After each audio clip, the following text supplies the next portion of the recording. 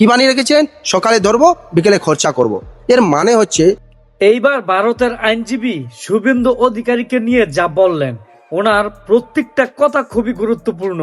অবশ্যই মনোযোগ দিয়ে শুনে যাবেন। গাইস, আগে ভিডিওর কথাগুলো শোনেন। সংবিধানের শপথ নিয়ে বিরোধী দলনেতা হিসাবে যে বাণী উনি রেখেছিলেন, কি বাণী রেখেছেন?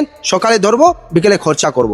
এর মানে হচ্ছে সে ধ্বংস করতে চাইছে, সে নষ্ট করতে চাইছে, সে শেষ করতে চাইছে, ভারতীয় বিচার ব্যবস্থাকে সম্পূর্ণভাবে খতম করে দিতে চাইছে।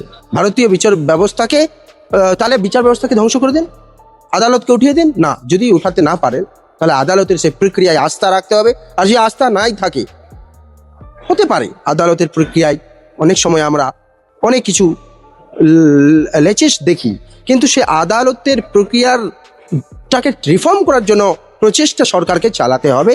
সাধারণ মানুষকে আন্দোলনের মাধ্যমে দাবি এবং ডিমান্ড রাখতে হবে। দেখুন, অভিযুক্ত কাকে বলবে? পুলিশ বলবে। ইনভেস্টিগেশন পুলিশ করবে। কে অভিযুক্ত সেটা পুলিশ বলবে। সে বলেছে আমি ছিলাম, কিন্তু সে যেভাবে একের পর এক নাম নিচ্ছিল, সেই নামগুলোকেও কি কোথাও না কোথাও সেই নামগুলোকে বন্ধ করে দেওয়ার জন্য তাকে মার্ডার করার দরকারই ছিল না। তার কাছে অনেক তথ্য পাওয়া যেত, কিন্তু সেই তথ্য কি সরকার সম্পূর্ণভাবে ডিস্ট্রয় করে দিতে চাইলো, ধ্বংস করে দিতে চাইলো, তথ্যকে নষ্ট করে দিতে চাইলো? আমার তাই মনে হচ্ছে। এই ভিডিওটা ঝড়ের গতিতে শেয়ার দিতে পারেন। এতক্ষণ পর্যন্ত আমাদের সাথে থেকে আপনি ওনার কথাগুলো শুনেছেন, আপনাকে অসংখ্য ধন্যবাদ।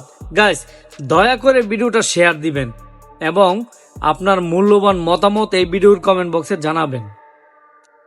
আপনি ভালো থাকবেন, দেশকে ভালো রাখবেন। আপনাকে আমার পক্ষ থেকে সালাম। আসসালামু আলাইকুম।